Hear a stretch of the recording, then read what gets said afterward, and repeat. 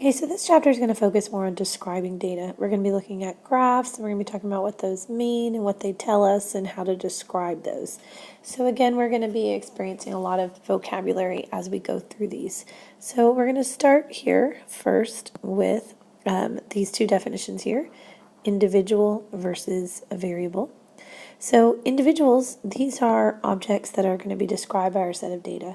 It can be people, animals, things, trees, candy, cereal. It can be anything, whatever it is that our data is describing, that is going to be the individuals.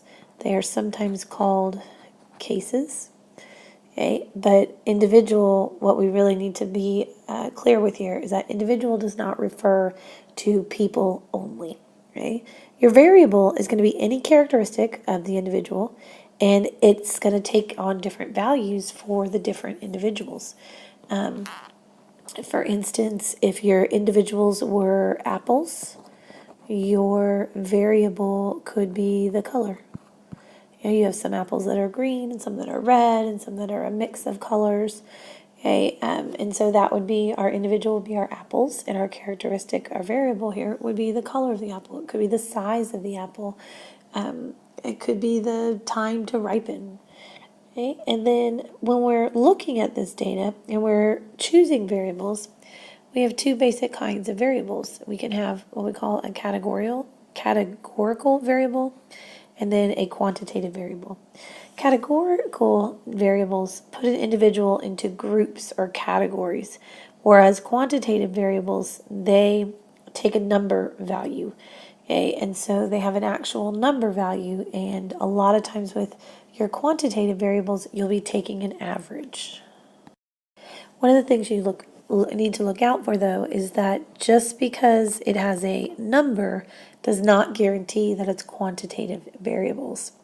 For instance, area codes 972-214, zip codes, the floor of a building. Let's say we've got a building here that is 4 stories high. Normally those floors are 1, 2, 3, and 4, but those are not, that's not a numerical value. That is just a name for the floor. It's a category. It could be the A floor and the B and the C and the D. So an example of having a numerical, having a number, but it not being a quantitative variable, it being still a categorical variable. Okay, so let's look at an example here talking about categorical versus quantitative data. So Census at School is an international project that collects data about primary and secondary school students using surveys. Hundreds of thousands of students from Australia, Canada, New Zealand, South Africa, and the United Kingdom have taken part in the project since 2000. Data from the surveys are available on the project's website. We used the site's random data selector to choose 10 Canadian students who completed the survey in a recent year. The table below displays the data. So the first question is asking you, who are the individuals in this particular set? Okay, well, the individuals in this particular set do happen to be people.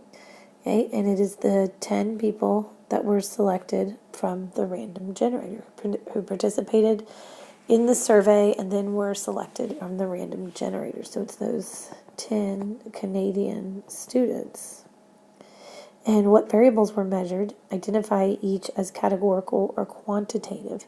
So we had 7 variables that were measured here. Okay, and our 7 variables were the province where they live. So these are our variables across the top here. Okay, so these are our 7 variables, and starting with the province would be categorical. Okay, and then the gender, and gender would also be categorical, right? I can put them either into male or female, one of 2 categories. Let me see if I can write on top of this. There we go. Okay, the language spoken. Okay, language spoken would be quantitative because it's not, if you look, you'll see there's numbers here. It's not what languages they speak, it's the number of languages they speak. So they're they've counted and measured. So that would be quantitative. Handed, so right-handed or left-handed, okay, their dominant hand there, that would be categorical. Height is a measured, so it would be quantitative. Okay, wrist circumference, again quantitative, again measured. And preferred communication method, that would be categorical. Okay, they put them in one of these categories or the other. And then the last question there asks you to describe the individual that is there in the highlighted row. Okay, so the individual there that's in the highlighted row, to describe them, I would just use all of these variables. So in describing them, I would say that it was a male from Ontario that speaks 4 languages, whose dominant hand is their left hand. They are 157.5 centimeters tall, with a wrist circumference of 147 millimeters, and they prefer text messaging as their mode of communication. And that's it. You stop talking. Okay, but you would just go through and you would basically pull their information right from the data table and put it into a complete sentence. So we're looking at this data. We can use distribution to start kind of analyzing it a little bit more. The distribution of the variable tells us what values the variable takes and how often it takes these. For instance, if we go back to the problem we were just looking at with the 10 Canadian students, our distribution of handedness is right-handed versus left. There's right and left-handed, and we have 9 that are right-handed and 1 that is left-handed. That would be our distribution. These are the values of the variable, right and left dominance, and these are how often you see or they take these actual values. Okay, when you do this with quantitative data, for instance, if you look at the wrist measurement data, you'd have a lot more variables. Okay? Your distribution would be a lot more spread out because you have a lot more variables there. Well, a lot more values of the variables, I guess would be the better way to say it. Okay? And it's not taking the same value of the variable very often. Okay, so let's look at the last example of this. Jake is a car buff who wants to find out more about the vehicles that students at his high school drive. He gets permission to go to the student parking lot and record some data. Later, he does some research about each model of car on the internet. Finally, Jake makes a spreadsheet that includes each car's model, year, color, number of cylinders, gas mileage, weight, and whether it has a navigation system. So the first question there is asking who are the individuals in Jake's study. Well, in this particular case, the individuals are going to be the cars, not the owners of the cars. Remember, it doesn't have to be the people, but the individuals, what he's looking at here are the cars, and he's looking about information regarding the cars. So the second part is asking which variables did Jake measure and identifying each one as quantitative or categorical. So in looking at the cars, he looked at the model, right? And the model would be categorical. Right? What else did he look at? He looked at year. Okay, year would be quantitative. Okay, he looked at color, which would be categorical, right? One category or the other. Again, not measurable. He looked at the number of cylinders. Whoa, that got a little crazy. Okay, so he looked at number of cylinders. And again, counting something is a form of measurement, so that would be our quantitative. Okay, he looked at gas mileage, which would be quantitative, right? Form of measurement. He looked at weight, which would be quantitative, and he looked at whether it had a nav system, which would be categorical. Yes, it does. No, it does not. Okay. So that's it for quantitative versus categorical data. Let's look at some graphs. Okay, so let's look a little closer at this categorical data. So this data here is regarding this radio audience rating service, Arbitron, placing U.S. radio stations into categories that describe the kind of programs they broadcast. Okay, and so I've got 2 different tables here, and you're going to need to know the difference between the 2. Okay, the first one here is what we call a frequency table. So in the frequency table, in this particular frequency table, I've got my individuals, which are the radio stations themselves. Okay, so that would be my individual, each particular radio station. And then my variable is the kind of programming. So this one right here, the format, that is my variable.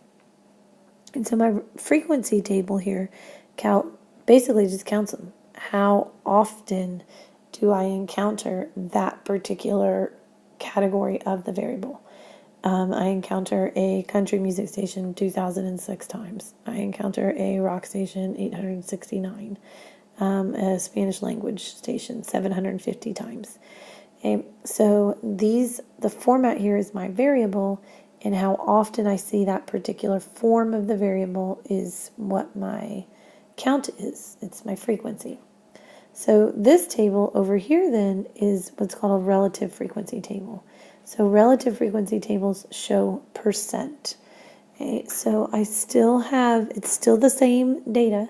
Okay, it is still the same variable, what kind of music they're playing.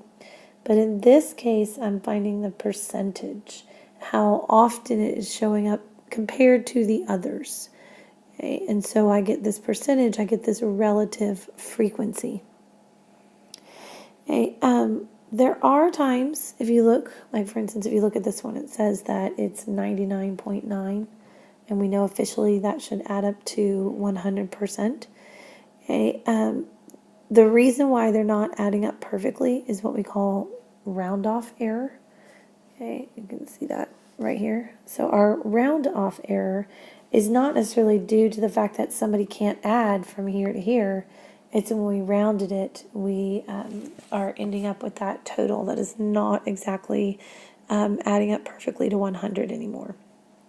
And so these two types of data tables you can put into graphs. You can see the bar graph that we have here on the right. Okay, the bar graph that we have here on the right, this one is showing the relative frequency table, and so is the pie chart over here on the left.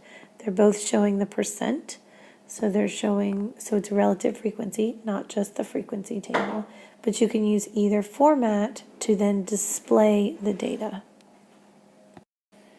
And as a general rule, you're going to go with the bar graph or the bar chart, not the pie chart. It makes it they're a little bit easier to read. You're not trying to estimate like how big this particular triangle is. You can just read it right off of the graph. So as a general rule, you will not ever be drawing a pie chart. You'll be drawing a bar graph or what they sometimes call a bar chart. So let's look at an example regarding these kinds of graphs. So portable MP3 music players, such as the Apple iPod, are popular, but not equally popular with people of all ages.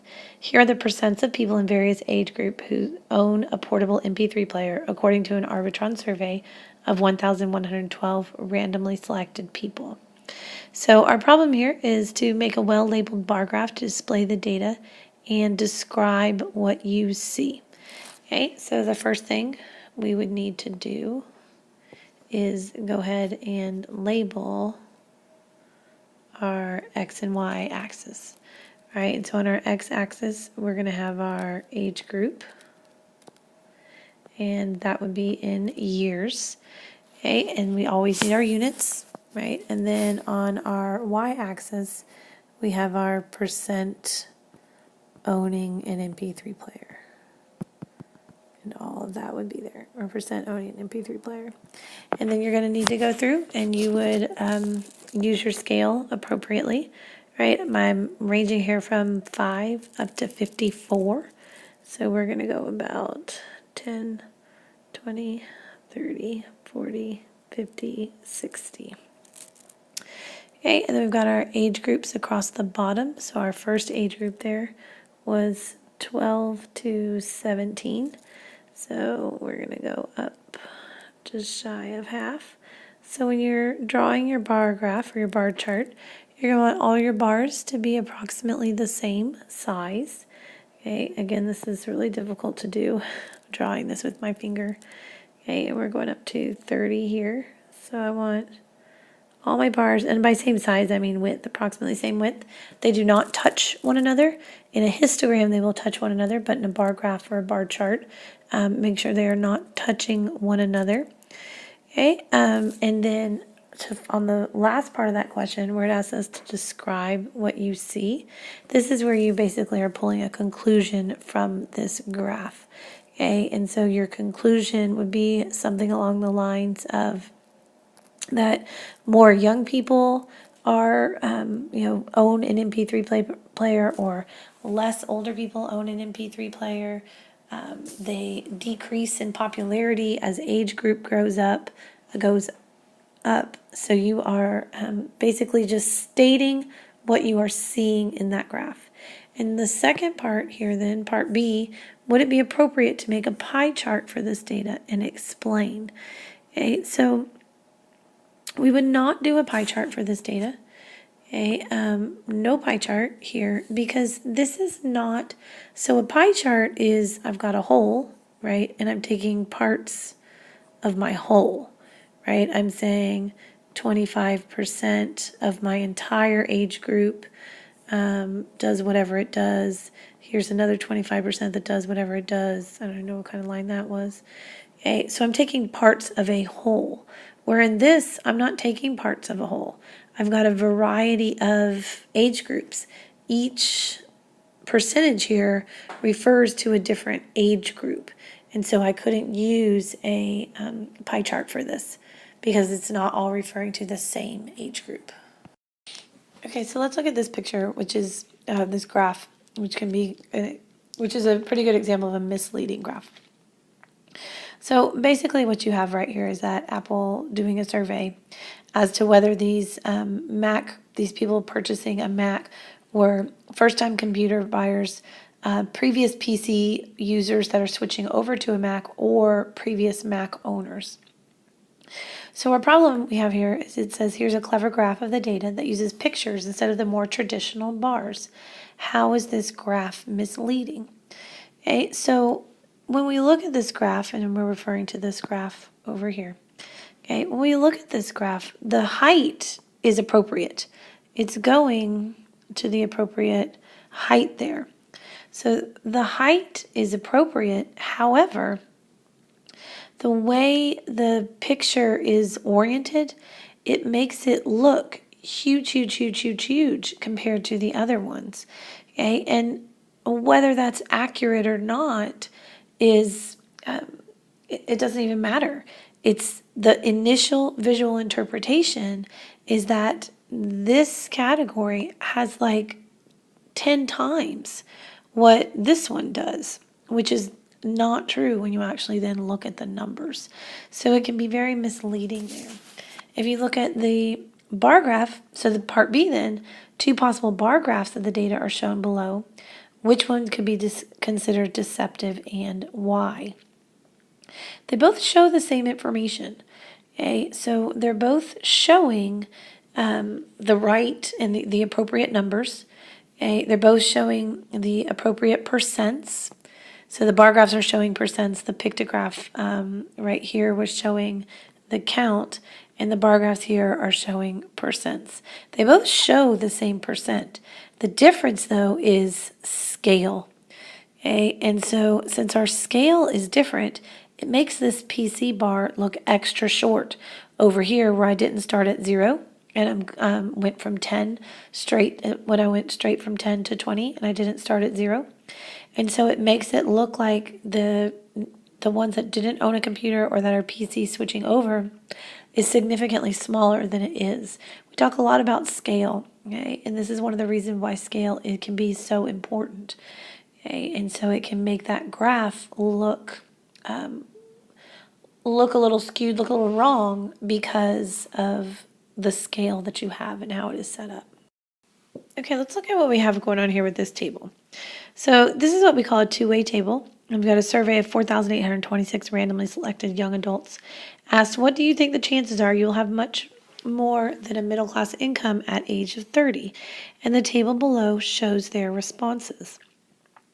So what we have over here is in each row over here, let's fix that. So in each row over here, we have a different category. Okay, so there's a different category of the variable. So their opinion but they have these 5 different opinions that they could have. Almost certain, good chance, 50-50, some chance, probably not, almost no chance. And then across the top, we also have categories. So each column is a different category. So we have what we call our row variables. Okay, so the opinion here would be the row variable, and gender here would be the column variable. So we have the row variable and the column variable, and what that gives us is what we call a two-way table. Okay, and so this two-way table basically takes 2 categorical variables. Okay, so it takes 2 categorical variables and it combines them together so that we can then do our analysis based off of that. So when you're looking at a table like this, one of the best things that you can do is kind of look at the information separately. Like you can look at females that said almost no chance, and you can look at males that said they were almost certain. Okay? And so you can kind of look at the distribution of each variable separately. And then you can also look at the entire row variable. Like out of all of them, the entire row variable, there's 194 that said almost no chance. And there were 2,000, and then you can look at the entire column variable. There were 2,459 males that participated. So you can kind of break it down and look piece by piece at it. What we call the marginal distribution, okay, is the distribution of the values of that particular variable among all the individuals described by the table. So percents would be an example of that. Like, for instance, if we talked about the young adults that thought they had a 50-50 shot of being rich by 30. Well, I have 1,416 of them that thought that, and I surveyed 4,826 of them. And so when I calculate that out, I get 1,416 divided by 4,826 times 100. I get a 29.34% of the population thought that they would have a 50-50 chance of being rich. And that would be considered a marginal distribution. We take one of the categorical variables, okay, and then we look at that across the entire table. So let's calculate this out some more. So the problem here says use the data in the two-way table to calculate the marginal distribution in percents of the opinions. Did y'all catch on to why they are marginal, right? In my data table, so here's my data table, I find those numbers that I need to use to calculate those out in the margins, out along the edges. Okay, so use the data in the two-way table to calculate the marginal distribution of the opinions. So if you look, we did this one here on the last page. So I take my total of almost no chance, right? And I put that over my whole table total, some chance. And I do the same for a good chance and for almost certain. And so now that I have these percents, it asks me to make a graph to display the marginal distributions. So you'll notice how the x-axis is nice and labeled. Okay, it's our survey response here, and then the different categories that they could have put for their survey response. I've got my percent over here on the y-axis. I did a bar chart. All my bars are pretty much the same width. They're not touching one another. Okay, my graph has a nice good table. I used a scale that wasn't misleading. Okay, and it also asked me to go ahead and describe what I saw. And remember, when we're describing what we see, okay, we're just putting into words what the graph says, what the picture shows. Okay, so here's an example of what could have been said. It seems that many young adults are optimistic about their future income because lots of them thought they had a pretty good chance of being rich by the time they're 30. And that claim there, that lots of them seem optimistic, is backed up with numbers. over 50% of those that responded said they had a good chance or were almost certain. And so they backed it up with numbers. They didn't just stop there at the vagueness where it just said a lot of them seemed to be optimistic. So we calculated marginal distributions that dealt with the totals, but that didn't tell us about how the categories were related to one another. It didn't tell us anything about what males versus females thought. It didn't really split it up into, it didn't tell us anything about the relationships, right? We have one category here regarding gender and one category regarding their opinion, but it didn't tell us, did more males think they would be rich? Did more females think they would be rich? We didn't get any kind of that information from those marginal distributions. To get that information, we'd want to look at what we call a conditional distribution. So a conditional distribution describes the values of that variable among individuals who have a specific value of another variable. For instance, instead of just looking at the value of all of the people that thought they had almost no chance, you'd be looking at specifically males or specifically females. There's a separate, so each value of the other variable is going to have a separate conditional distribution. So if we look at this table here, for instance, we can do that. Let's do that for the almost no chance. So the conditional distribution here for the almost no chance, I've got 98 males. Okay, so I have 98 males that thought there was almost no chance. Okay, and I had 2,459 males respond. So when I do that percent calculation, I end up with 3.99%. So that tells us about the men's opinion on its own, that 3.99% of the males that responded thought they had almost no chance. Okay. You can look at that other ways as well. You could look at out of the 194 people that thought they had almost no chance, you can compare male to female. So 96 divided by 194, and that's almost 50-50. Okay, it's 49.5%, so it would be, 50.5% for females versus males. So I could take that information and look at it in that way as well. So let's look real quick at the conditional distributions for the males. So you can see here that we've calculated the conditional distribution for the males. So this calculated the conditional distribution for one of our column variables, for the column variable, which was gender, in the particular category of males. Again, you could also look at this by looking at the row variables. So for instance, based off of this conditional distribution, I've got 29.3% of males that responded and said they had a 50-50 chance. But if I look at it going across the row of 50-50 chance, I had 696 females out of 1,416 that responded with that particular answer. And I had males, I had 720 out of 1,416 that responded with that particular answer. So I can calculate those percentages, which would be 49.15% versus 720 over versus 50.8%. So I could look at that information and I could see if there was any kind of difference between the two categories for a particular opinion. Did males think higher? Did females think higher? So let's look at this problem that we have here using conditional distributions.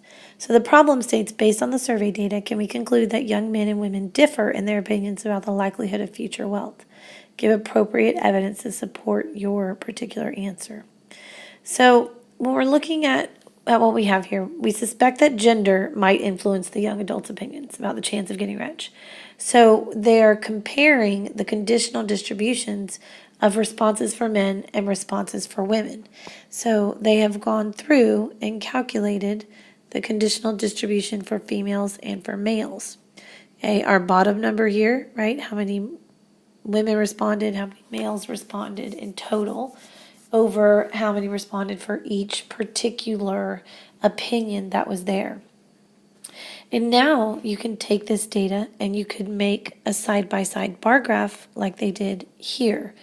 And so with this side-by-side bar graph, that allows you to visually, pretty easily visually compare the two.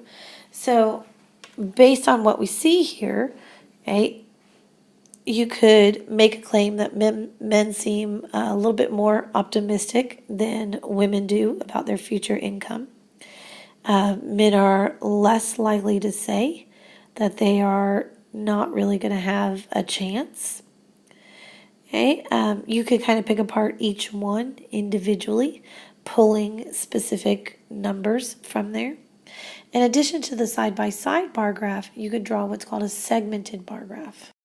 So our segmented bar graph takes the females, so you have one whole bar that's just females and one whole bar that's just males, and it breaks them up. We've got your legend over here on the side, and it breaks them up by opinion. And so you can compare basically the size of the little bars within the larger bar, and to kind of get a feel of what they said. In this particular case, I don't think a segmented bar graph is preferable to the side-by-side bar graph. I think that it makes it a little bit more difficult, and you can't, I think it makes it a little bit harder to see kind of like what your exact value is of this one, because you're starting, you're not starting from zero. But it kind of depends on the situation and your preference. But either one of these could be used. So when we look at data like this, we try to see if we can make an association between the two variables. Basically what that means is that if I know the value of one variable, it'll help me predict the other. For example, if I know you're a female, I know that's going to help me predict what your opinion would be about the amount of wealth you would have before you were 30. Or if I knew you were a male, that would help me predict that. So if in doing that, if I know the value of one variable and that will help me predict the other, we can say that there's an association. You can also say that there's a relationship. Please do not say that there is a correlation. Okay, do not say that there is a correlation. We will use the word correlation later in a different context. So that's one of those things where if you use it now, you'd be using it incorrectly. If that does not help you, if knowing that they're a male or knowing that they're a female does not help you predict what opinion they had, then we have what we would call no association, and that's okay. And if you had no association, then your segmented bar graph would look exactly the same. Those don't look exactly the same, but you get the idea. They would look exactly the same. Or your side-by-side bar graph, they would also be exactly the same. Okay, so no association wouldn't help us predict the other variable. So let's look at what we have here. Okay, so we've got superpower preferences. This was from a previous example that we did not use, but that would be okay. So here you're being asked to find the conditional distributions of superpower preferences among students from the United Kingdom and the United States. Make an appropriate graph to compare the conditional distributions, and then seeing if there is an association between country of origin and superpower preference, and giving evidence to support that. So in an ideal world, you will pause it for a minute and you will go ahead and you will try to do this by yourself. Okay, so our conditional distributions for our United Kingdom students. Okay, I'm just going to go down the variables there. 27% said fly, 26% said freeze time, 15% said invisibility, 10% said super strength, and 22% said telepathy. Okay, you realize that to calculate these, you needed your total right here of all of your UK students, and then you would put 54 over your total, 52 over your total, etc. Okay, as for United States students, again, I would need my total of United States students. And then for them, I had 20.9% say fly, 20.5% say freeze time, 17.2 said invisibility, 10.7 said super strength, and 30.7% said telepathy. As for making appropriate graph here, an appropriate graph here would most likely be a side-by-side bar graph here, okay, with my superpower preference down on the bottom and my percent on my y-axis here. I would need a legend, right, for my UK versus my US bars. Maybe one is striped and one is plain. Okay, and then I would go ahead and scale it out, and I would draw my bars, right? So I'd have a side-by-side where I could compare the two, and I'd list my particular preference that I had down there. And then part 3, is there an association between country of origin and superpower preference? And I need to give appropriate evidence to support my answer. Okay, so for this particular question, I would say that there is an association. So yes, there is an association between the country and the superpower preference. Students in the UK are more likely to choose flying and freezing time, okay, as opposed to students in the US who are more likely to choose invisibility and telepathy. Super strength isn't a big deal in either one of them. But that's my evidence. Because remember, if there was no association, these would be equal to one another, right? If there was no association, they would be equal. And because they are not, okay, I can use my information about knowing which country they're from. That can help me predict what superpower preference I think they would have. So there would be an association between the two, okay? So I think that is plenty for tonight, okay? And we'll pick up with quantitative next time.